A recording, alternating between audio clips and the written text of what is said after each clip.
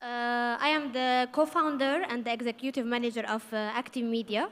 We are a production company based in Dubai, UAE, since more than 6 years now, and an experience of more than 20 years in the Gulf area.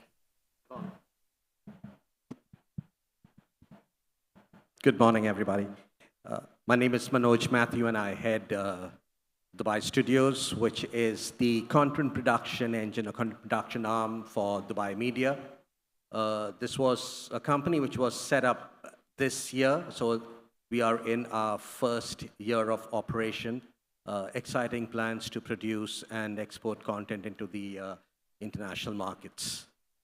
Hussein. Thanks. Hussein Fakhri, I represent Katara Studios based in Doha.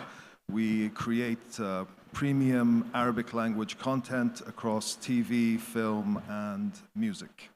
Good morning, everyone. Dareen Khatib. I oversee the production arm of Majid Al Futtaim under Vox Studios umbrella.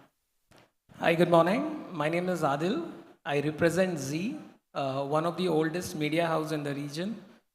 We operate in broadcast, digital, music, movies, and production business. Youngest in the panel, it seems, but working with the oldest company. Well, thank you for doing my job for me, lovely panelists, and so happy to be here today talking about a topic that's very close to my heart and the hearts of all of us on this panel. I can see Hussein is nodding. He's here all the way from Qatar. So thank you for introducing yourselves. I had a little write-up about us, but since you've already done a wonderful job at this, we'll go straight into it. So thanks for joining us again, everybody. We're here to talk about Arabic content evolving and making its way globally, while staying, of course, true to its origin and cultural roots. We've got some amazing panels like you've seen. They've just introduced themselves, and they're leading the way. We're sitting with the top leaders in the Arabic production and investment space in the Middle East. So we're very lucky to be here. I'm very lucky to be sitting with these professionals today. So let's dive in and hear their thoughts on what's next in the Arabic storytelling and, most importantly, investment in Arabic entertainment. I'd like to start on a positive note. We're all positive here, right? So the first question, I know it wasn't but it's my little twist on things. I'm just going to go a quick round, and I'd like a very brief, maybe one thing. I've done this before, and I think it's an amazing. Celebrating first Arabic content. You know, I want us to take around and say, for each of us to say one good thing that the Arabic content industry is doing, and how, one or two things, and how the international community can learn from it, perhaps. I know, like, for example, the Bollywood is doing a lot of amazing things. You know, they have an export size of, I think, over $5 billion annually, and similar in Turkish. What is one thing about the Arabic content industry that's doing very well that we're not shouting about enough, that we need, you know, that the people need to know about us, and perhaps they can learn from it? We'll start with Susie. I will mention two things. I think we are doing great in Arabic production. One thing is we are being authentic in our stories. We are not adapting the Western titles in the Arabic area in the same way. Even if we are adapting the adaptation, it's being very clever. So we are being authentic in the Arabic production. And the second thing, I think, the high production value in the last few years in the Arabic production, I think it's something amazing, and I am so proud of it. High production values, and we have our own narratives that we don't borrow from abroad. Okay, well, thanks for that input. Manoj, you've been in this for so many years, and you know exactly the ins and outs from a very international point of view. I do echo what Susie just said on the production values. So a few years ago, when I was at Z and working very closely with Adil on various Arabic products, and we actually launched the entire Arabic initiative.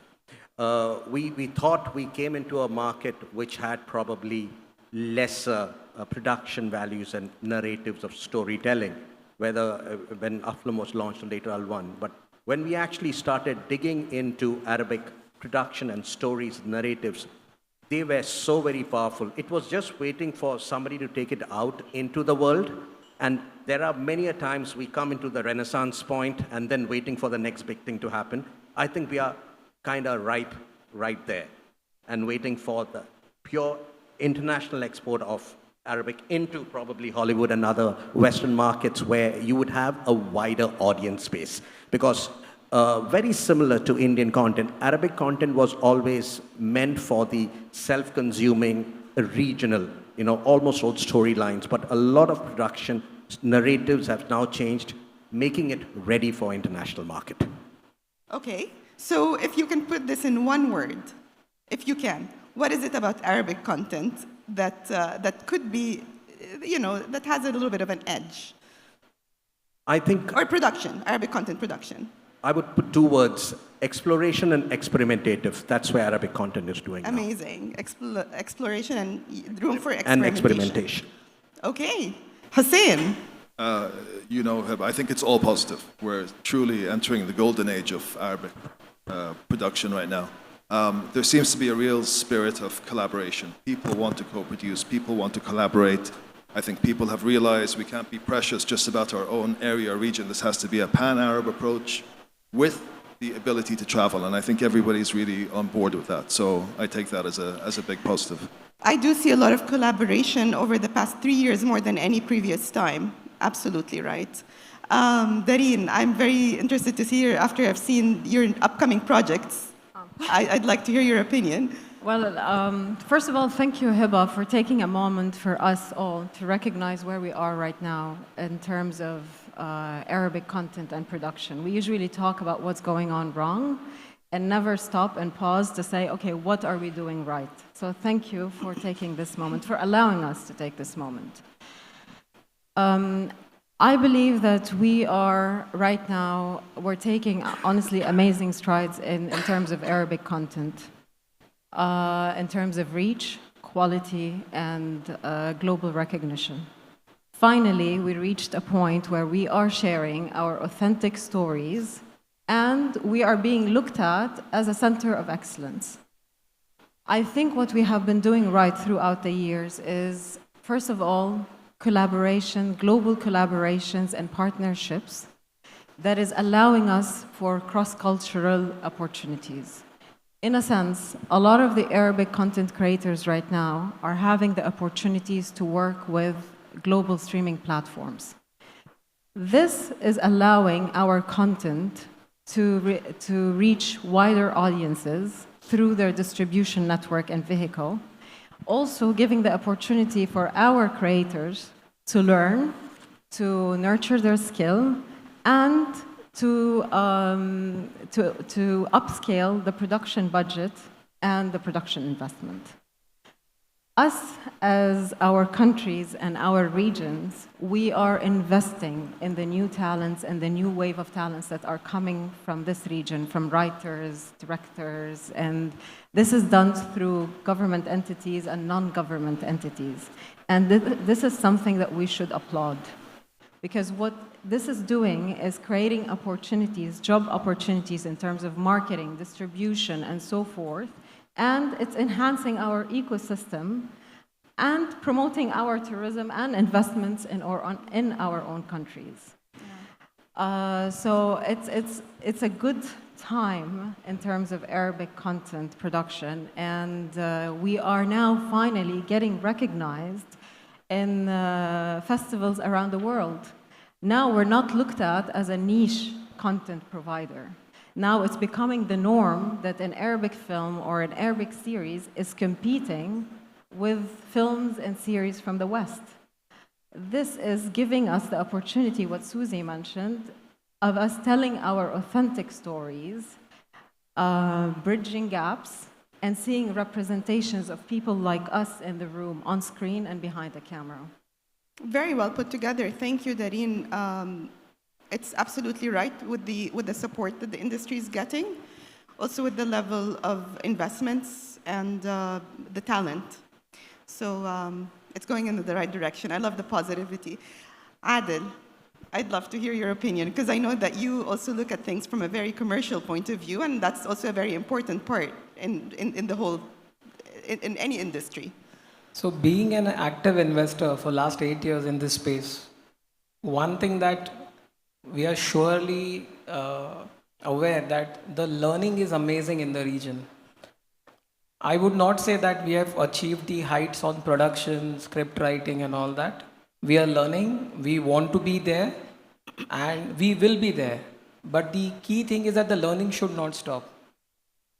We have to be experimentative with more realistic stories, and somewhere the idea should be that the region should become the valley of inspiring stories. Because today I don't see any international region looking up to Middle East for supplying content. Because there is no standard thing that is coming out of the region. Like when you see India, you have Bollywood movies. When you see Turkey, you have Turkish drama. When you see Korea, you have Korean dramas. Hollywood is supplying both. There is no one thing for us. I think that's the line that we'll have to carry forward. Okay, but if you had to, now back to that one question that if you had to sum it up in one word, you've been in the region for so many years, what, 20 plus years, right? More or less. You've been in the region for so long in the content industry. What is one thing, if you had to sum up what you just said, one thing that the Arabic content industry is doing right that we can celebrate to add to the long list that we just came up with today? We have some very good script writers. I think if we give them a little more exposure, they can create stories which can resonate to a larger audiences in the world. So we have talent, the script, and the Yeah. narratives. We have the narratives. Amazing. Okay, so we've highlighted all the wonderful things that we are doing right as an industry, and I think that is a very good ground to start our question. And I'm going to start the first question with what you just mentioned, Adil. I think it's very important. So when we take Arabic content beyond its traditional audience, and it comes with both challenges and opportunities, obviously, as you just mentioned, does content really need to succeed in its home market before being exported? I'm just going to take yes or no for now, and then we're going to discuss this in more detail. So the question is, does content really have to succeed in its home market before being exported or before it being appealing to international audiences? Yes or no? Sure. No. Manoj? No. Absolutely, Hussein? absolutely yes. Yes? Absolutely, yes. Yes? Not really. No? So we've got a no, absolutely yes. No. Said yes. Oh, sorry, yes? No. Yes, yes, no. Yes, yes, no. Okay, amazing. Don't change your minds, okay? I'm gonna tell you a little story. It's very, very fast, just a 30-second story. So I'm Egyptian, you all know that. I was in Egypt, and my family, a member of my family has a vineyard, grapes. They grow grapes.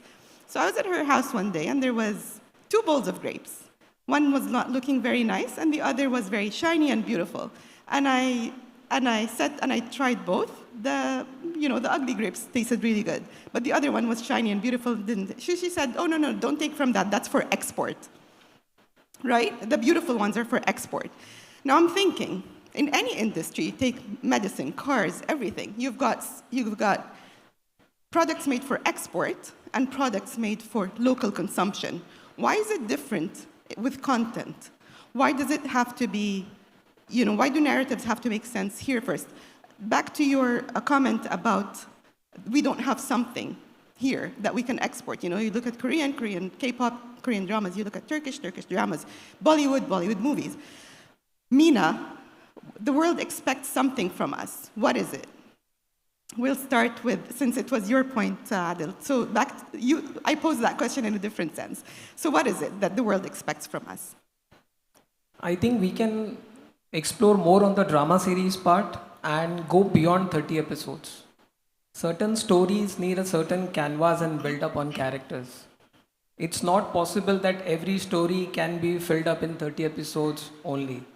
So we have to show the world that yes, we are capable of having a storyline that is beyond that. At the same time, we can build up on characters, which can eventually create multi-universe in the spectrum. So maybe today you can start a long-form series, which can have a parallel running on an OTT with a movie at the outcome and maybe a live animation. We have to think a little more extended forms. We are too cluttered into that, all content in Ramadan, nothing outside Ramadan. That has to come out if we have to target the international audiences. So Absolutely. So from that, do you think that the MENA region eventually could be known for one thing? Do we have the data to show that if we were to export, if we were to say, okay, we're gonna, so you answered yes, correct? So what is the genre or the content type that would work internationally for export? I think, we For can both. take we Both. can take inspiration from Korea because the larger audience is as young in the region, and we can have stories that are very inspiring and show certain things that the youth is looking up to. And I think that stories can travel for sure. So young. So that's the stories take. And it need not be a success in the region at all. Okay. Dareen, you're working on a few projects now, and one of your projects, Voy Voy Voy, was also Egypt's submission for the Academy Awards this year. And it also made a lot of international noise. So it seems that you kind of have an idea of local narratives that also appeal internationally, but do you feel your answer was yes to the question that stories have to work locally first? Is it still yes? Yes, absolutely. Okay. I think what makes us unique is our authenticity, our culture, our society, our traditions as Arabs. So we have to first craft a story that works for our core audience.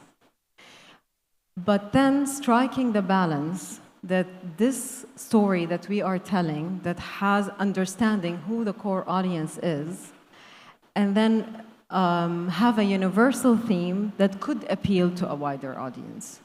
For example, you mentioned Voy Voy Voy. Voy Voy Voy is inspired by true events that happened in Egypt. So it is as local as it could get. However, the story was scripted and drafted, and the production value behind it made it more of a universal theme, a theme of, escaping your reality, wanting a better future somewhere else. This allowed us to have the success we had with Voy Voy Voy, whether in terms of the Oscars submissions, whether in terms of the festival tour that it had, whether in terms of signing distribution for the film globally. And now we have also signed an option deal for the film in the Spanish language. That did not happen because when we were making the film, we were thinking of the West. No, we were thinking of the true events that happened in Egypt. We told the best story possible, with the best crew possible, and this is how we were able to achieve such success. So I think this is our approach with Vox Studios. Now we are in production for a few films, and one of the films that we are currently in production for is Hepta, The Last Debate. Hepta, The Last Debate is based on an IP that is very well known in Egypt under the same name, Hepta. It is a sequel of the first one. But we are asking a very universal question. What is human connection? What is love based on? Is it about human connection? Is it about technology? Is it about AI? What is it about? The question is universal. The approach, the stories that you're going to watch in the film is very unique to our culture.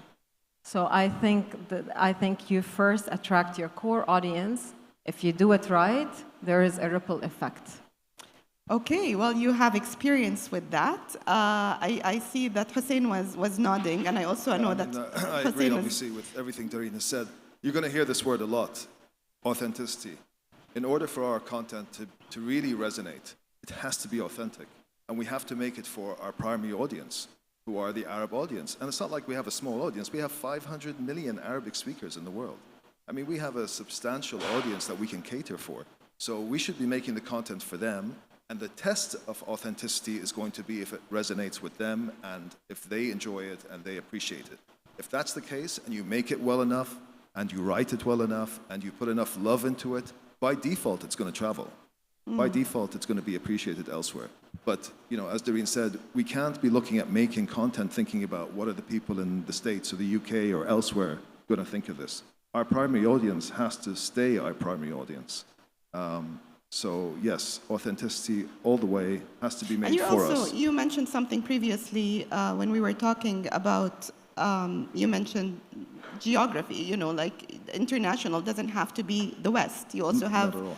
you also, there are different opportunities. For in the East. us, absolutely. For us as Qatar Studios, our secondary market is actually East.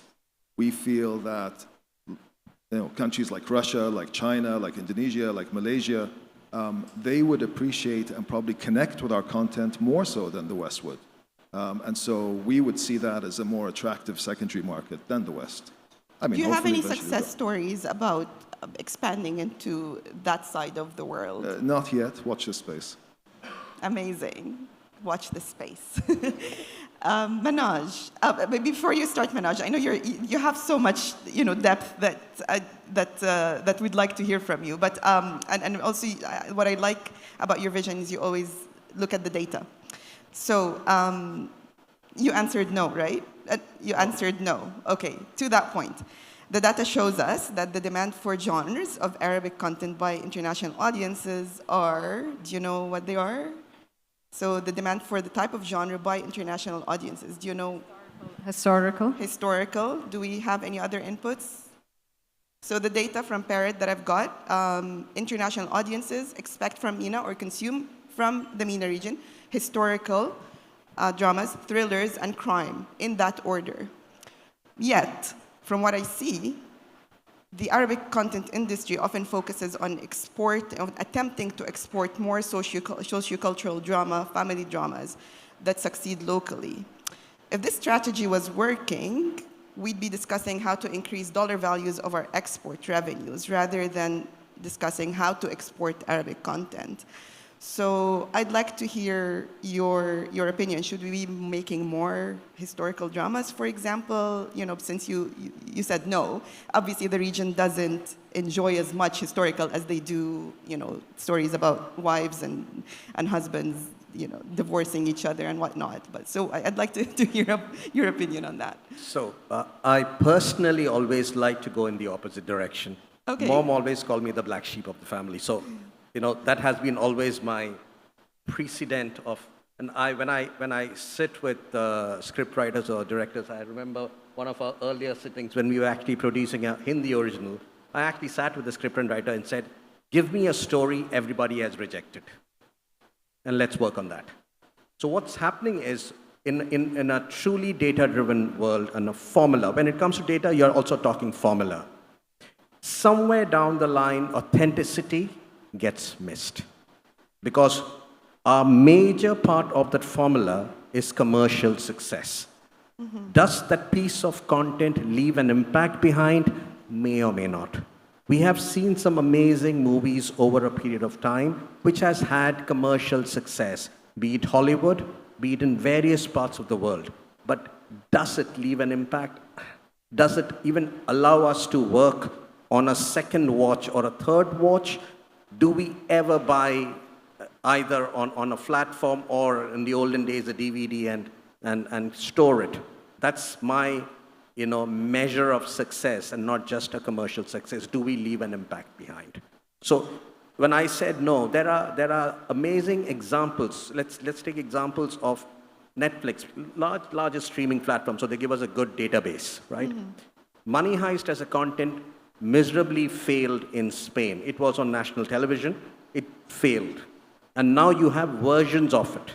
Somebody tried to replicate a formula in Korea of Money Heist on Netflix, has no watchers.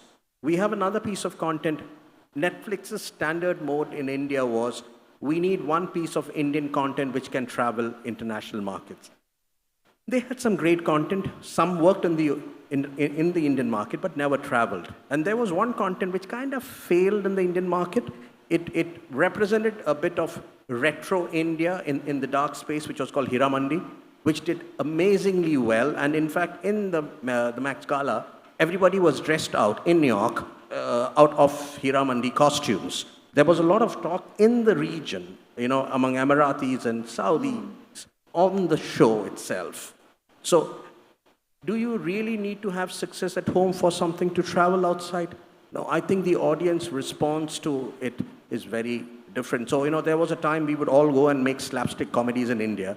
And when that whole formula stopped working, it was something else. If you're authentic to any piece of content, do it. And then somebody would take it about a formula alone. No, I don't think it's going to work. But shouldn't we instead, from an investor's point of view, shouldn't we at least, what you're talking about is great for experimentation, and that's what you mentioned. There's lots of room in the Arabic content industry for experimentation and exploration. But if somebody's putting money down, shouldn't they have at least a little bit of confidence on the expected ROI based on, hey, this is for export? So you're saying that there could be that. Absolutely. If you look at, let's take a typical hedge fund or a portfolio manager in a large investment arm. They have probably doing 100 investment. They know 5 of them would be unicorns. You would need to do your experiments. At the same time, hedge your bet on those commercial returns. But sometimes what happens, we are only looking at commercial returns. There is no value impact. Well, it's another positive point for being, a booming industry. There is lots of room for opportunities. Susie, you're in a very unique spot because your company, Active Media, has produced over 1,000 hours of culturally rich, very specific Khaliji, Dutch GCC content over, like I said, 1,000 hours. And these are Ramadan hits, that I've seen popping up on the charts every time we do a little bit of research on Ramadan dramas. Like Nuh al-Ain, Hina Ra'at, Mantika Amina, Hayat al-Fahad, the superstar. So you've got all the, and you're distributing to all the big platforms and TV networks like Dubai TV, Al Dhafra, Kuwait, STC, Jawi, Yango Play even recently, right? Now, given this success on the same note, you said yes, they have to work, you said yes to the first question. Given that success with the Khaliji audiences, these stories, do they need to appeal beyond the GCC into other Arabic markets like Egypt, Morocco maybe first, Iraq, before expanding internationally? And do you believe those same stories that are very Khaliji, very GCC, would they also be, would you be still able to export them, or do you need to tweak them a little bit? And how? I believe the whole world looking to the Arab stories or the GCC or the MENA in general in a specific way. And they like to discover this area, but somehow the media is showing them something else.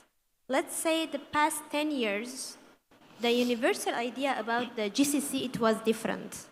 Now they look at GCC in another eye. Let's say we were able to break this stereotype of typical Arabic drama. So this is a success for me.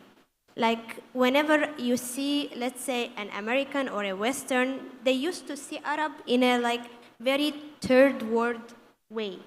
Now I think we are beyond that. Now we are competitors. Okay, maybe I will agree with Mr. Adel, we are not there yet. Let's say we are not the maximum, but we are on the right way. Okay, we are competing, and I think we can do it.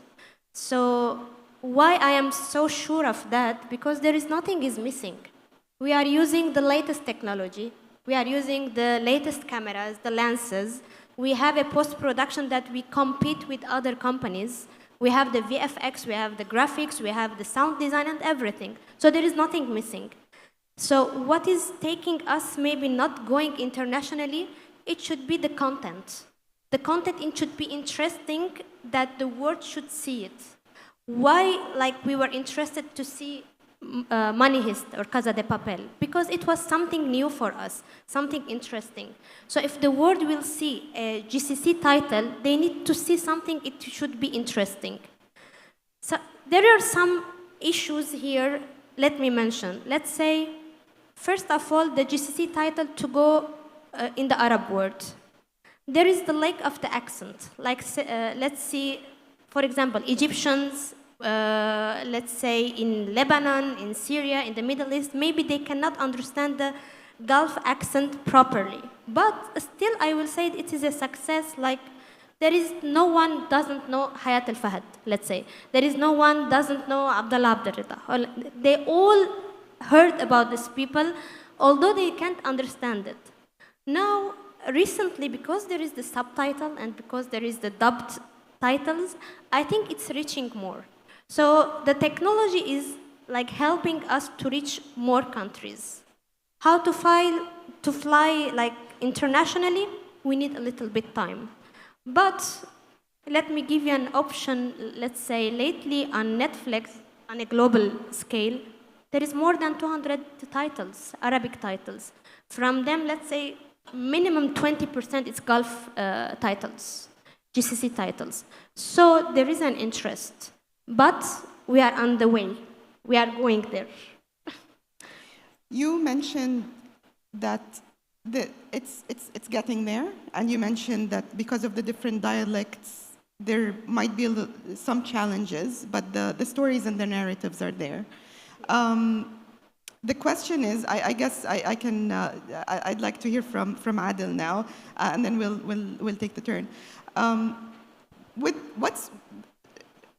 Now the opportunity is there. Obviously, we've already established that, but it feels like there is with specifically Arabic content, we're missing that factor of the buzz. So, is Arabic content marketed properly? Is there enough?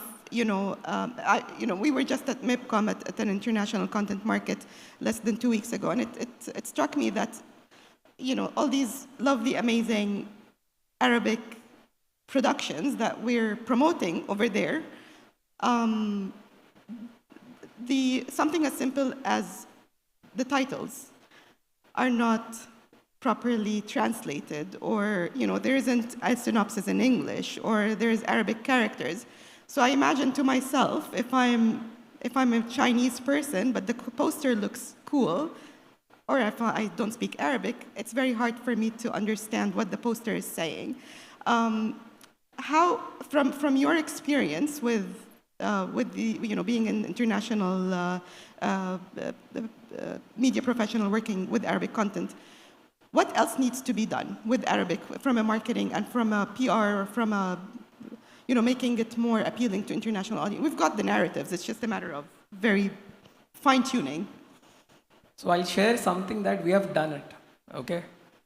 Bollywood drama series that we own, we dubbed it into Arabic, we dubbed it into French, in Malay, Bahasa, the language, in Germany, maybe another 7 more languages we dubbed it. We believed in the content, we invested in the content. We took YouTube as a marketing space to promote it. When we got numbers, we went to the market and we showed this is the reality. In this region, if everybody sitting on the panel, if you're that serious about taking the content outside, are we ready to invest in such things? It's very easy to sit and say that, let's take this direction and that direction, but it requires investment and a strategy. A beautiful point made by Hussein, we have 500 million Arab-speaking audiences, but there is about 8 billion people there. Like Farsi as a language, there is another, I think, more 80 million plus or 100 million plus people over there. That's the easiest one to catch. Pakistan is another area. India, 1.5 billion people. Turkish did the investment in Urdu, and now they're taking the benefits out of it. In their business plan, it's no more the broadcasting revenues that they're considering. They're saying, okay, YouTube India, this is the revenue. LATAM, this is the revenue. Russia, this is the revenue. Somewhere the investment has to come. We are there. We are very serious investors in this region, and we have done experiments. We will be doing experiments, and we are open for experiments. It's just that we need partners who are willing to take risk with us. I like your answer. We need more, we need to be more serious. Dareen, what do you think? I'm going to answer a little bit more about marketing, because yes, it is crucial. And I will address the challenge we have in this region with marketing. In the West, when they start brainstorming a film and writing a film, the positioning of the film and the campaign of the film goes hand in hand. From the get-go, they're thinking of, okay, what are we going to market? What is the positioning? What is the strategy? What vehicles for marketing we're going to use, whether traditional, digital, and so forth. For us, unfortunately, it's still an aftermath. We produce, and then we go like, all right, now how are we going to market this? So this is not the right way to operate. We at Vox, we are really trying to change that. We have a team dedicated that is working on the positioning and the strategy of each film from inception. They read scripts, they write down the strategy, we negotiate the strategy and discuss it with the director, the actor, the creative team behind the film. The challenge that we're facing is that unfortunately, still the makers and the talents of, I'm going to talk a little bit more about the film industry, are still not prepared when you're giving them new ideas, fresh ideas. There is the fear because they are not used to it.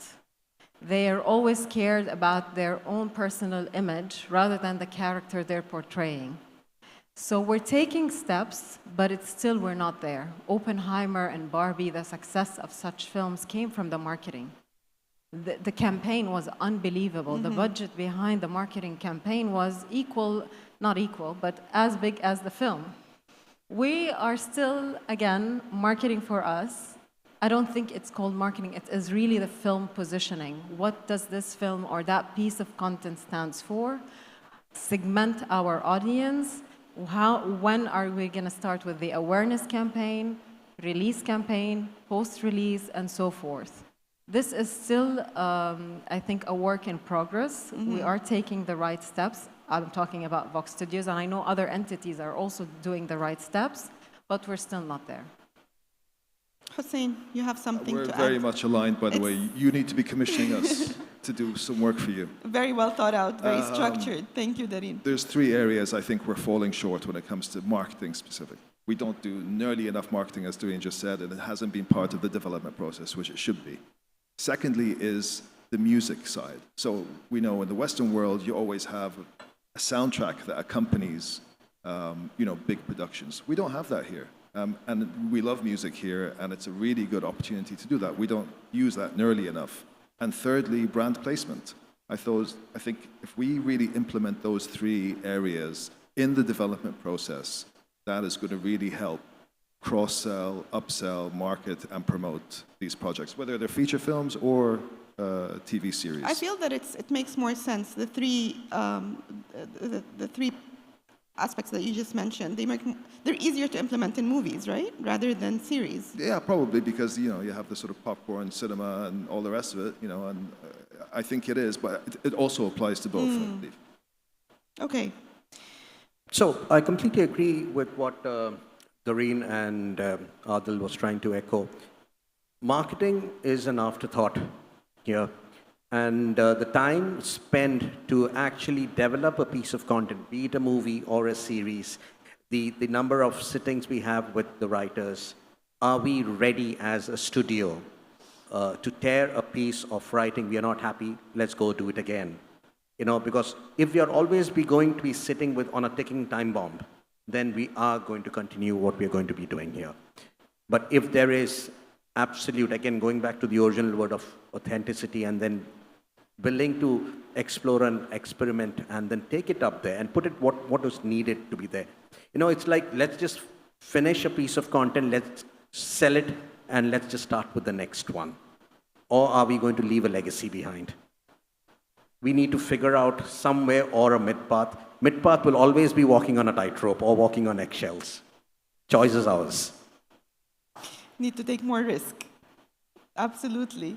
What do you think, Susie? So I think my idea, it will be a little bit far from the movie perspective. Yeah, because you're more like the focused on the series, series. it's somehow different than the marketing which is done for the movies. absolutely. For the series, I will say somehow in the Middle East and the Gulf area, 90% of the series are for Ramadan and the 10% for outside Ramadan. Unfortunately, I am not happy, but this is the figures somehow. And there is so minimum channels or platforms that they are interesting to get something new or original outside Ramadan. That is a fact. So let's say if I am going to focus on the 90% and the marketing, it should be in Ramadan. So can you see how hectic it will be to market, I don't know, over 400 titles during Ramadan? I'm saying between Egypt, between Syria, Lebanon, Iraq, and the GCC area. So however or whatever the clever marketing that I am doing, I will be lost because of the huge numbers of titles in such a small timeline. So the movies are different. I agree with Darine what she was saying about the movies, because seriously, myself, I will say as a viewer, if I see a good marketing of any movie and I don't know any star inside, I will go and see it. But as for a series, it's something different. As for a series in Ramadan, there is other factors. What is the channel? What is the timing? Who is the star? The target audience. So the marketing perspective here is different. You said something very important in MIPCOM, because I was with you there. I was sharing the same idea with you. When we were putting the posters over there, you were saying we need to have the titles in English. That's true, but it's not enough.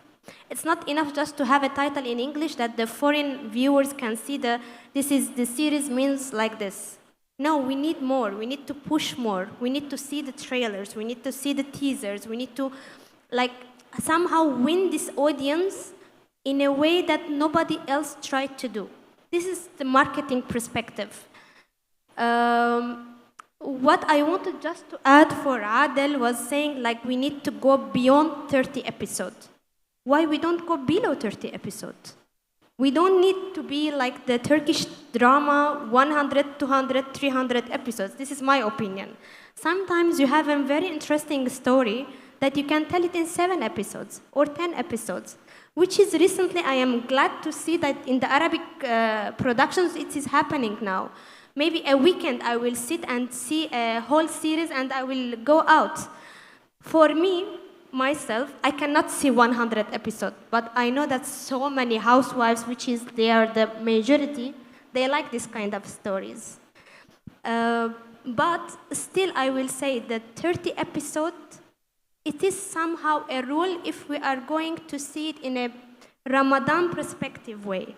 If I am a production company, if I have a target that I am going to sell it to Ramadan for the slot of Ramadan, then a second run exclusive, also the slot of 30 episodes, then as library title 30 episodes, I need to do the 30 episodes. I have no other way. So I need to do it like this because I cannot sell it. If I do 29 or if I do 32, the TV station will say, I don't have the enough slot for this one. So if I will do beyond 30 or less than 30 episodes, my target shouldn't be the TV station. It should be specifically the platforms, that there are more freedom there. I think to your point, Susie, thanks for pointing this out. I think that, the Arabic content industry has been doing this for the past maybe around almost 100 years, actually. So they are doing something right with Ramadan specifically. It's a formula that works. There's no need to change it, in my opinion. If it works, you produce, you sell, you bring your money back from the market. And then, like you said, take those assets to international markets. And believe it or not, they do sell. They do sell, despite the lack of marketing, of proper marketing from the start. I'm talking about series. They do sell. We've seen them sell. We do have figures on how much. So imagine if it was done the proper way. So those 30-episode series do sell in the East mostly. So there is a market for that. Now, I don't know how much time we have, but we do have 2 other very important questions here. Vijaya, do we have time? I see. Yeah. Only 5 minutes? Okay, we'll take this one. We'll start with this one. Emerging genres and trends that capture MENA audiences' interest and collaboration on projects.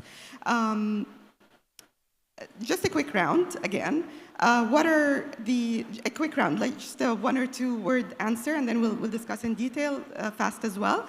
What are the emerging genres? So name 1 or 2 or 3. We'll start with Susie. emerging genres that you see are going to be the next big thing? I think the thriller for me. Thrillers, okay. Manoj? Dark and horror. Dark and horror, okay. In Arabic, of course, yeah. We're introducing new genres. What's that? We're introducing new genres. So I'm going to claim them here. We're doing a Bedouin Western fantasy. Oh, okay. Okay, and I think you're going to see a lot more of that.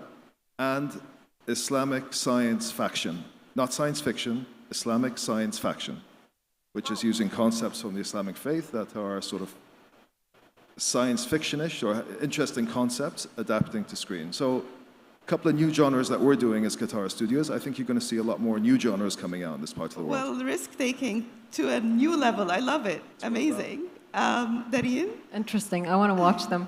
I am interested also. Everybody. I'd say horror and thriller. Horror and thriller? Adel? Horror comedy. Horror and comedy. We have already experimented one with Debu, and we feel there's a great scope in this space. Okay, okay. Well, I've got data again from our partners, Parrot, page 19 on my guidebook. I've done a lot of research on this. Horror is the third from the data that I have. The most emerging, particularly driven by Saudi Arabia, Japanese anime, and unscripted entertainment. That's kind of like where the data shows. Now, we know that there's always, the region is very dynamic. That's from 2024. But now with that, with that knowledge that we have, what kind of, we'll talk a little bit about partnerships and also the government role. So I know, for example, Manoj, you've recently announced the partnership with Emmy Awards. How would that benefit the UAE? And I know there's government back, and also tying that in with the new genres that are coming out of the region and the international exposure that not only benefits Dubai or the UAE, but also the Arabic content industry as a whole. So internally, we have a great responsibility towards the entire content and the content ecosystem, the fraternity. It's about not just the content, but there are great individual talents here, be it writers, directors, musicians. Could we figure out and create a platform for them to take them outside the world, right? It's like, Egypt, and you have Mohamed Salah, a great export into the EPL, right? And there are such amazing individual talents, and that's why this partnership is very important, and we were very sure about that it would be a long-term partnership. So it's a 5-year partnership with International Emmys. So in about year 3 of the partnership, we will actually have the International Emmy Academy Day in Dubai. Apart from that, we will be doing a lot at the World Television Festival and at the Gala Awards back in New York. So that would be one of the first actual initiative and investment to take Arabic content to right into the heart of Hollywood. Amazing. Yeah. Okay, and that's from the Arabic content industry perspective. How can the producers benefit the Arabic production houses? We are actually trying to create an interest from there. The Academy Day would have a lot of international production houses and producers and studio owners coming into Dubai. The sheer visibility of us on those platforms will have, I did see, in my previous visits to the Academy Awards, a few producers come from here, but those would actually open up the doors to more such. And we understand what it really takes when we actually sit there, when we are at MIPCOM, we understand what an international audience needs. If you're going to try and stay within our local markets, we wouldn't know what happened. The insight which you gave about the way we title our shows on posters there, that's an insight, right? That happens only when you go outside into the market. Absolutely, yeah. And then when we actually move to those markets and to those festivals, and that's where we actually know what the market wants, or can partnerships be drawn out there. Amazing. So exchange, educational exchange, cultural exchange. From your point of view, we'll make the round this way again. For you, Hussein, you've mentioned also with the new genres that you're going to be experimenting with, partnerships are key, right? So do you want to kind of highlight a little bit about how the structure of partnerships or what you're seeking for your next projects? You're talking in terms of co-productions, you mean? Yes. I mean, In the look, new genres, because that's a risk, right? yeah, well, I mean, we've taken a huge risk. We have a current slate of 7 projects which we are self-financing completely. So whatever we can do to mitigate that risk in terms of distribution partners, in terms of co-producers, and as I said, there is a spirit of collaboration. People want to do that, and we're finding there's a lot of interest in doing that. So for sure, the more partnerships, the better when it comes to funding, when it comes to sort of, we have a bottleneck with script writing, to be honest with you, and development. So yeah, I mean, all is welcome and all of the above, and we're very collaborative by nature, so we're open to all of those. Darine. Is it working? Yes. So are we almost out of time? Okay, so We are way past time. is it working? We're way past time. Is there any burning question that anybody needs to ask? Maybe we'll take one question if there are any burning questions. Fadi Oh, has a there is. question. Fadi has a question and Ugg has a question. Okay, very quickly we'll take those 2 questions. Well, I like the new genre that you're talking about, and I'm experimenting with some. But the question, after I come with some facts, Turkish content is now the 4th exporter in the world in terms of drama series. So the question is not for you, Darine. Series is working for Turkey in the world, but what kind of series? Not the 10-episode series. Despite everything we hear, Turkey is not successful, maybe yet in few years, but not yet in the short series. They are successful big time in the 120 series. Now, in the region, we consume the Turkish. Before that, we consumed the long telenovelas. Now, MBC and others are producing, have been successful in the 120 episode.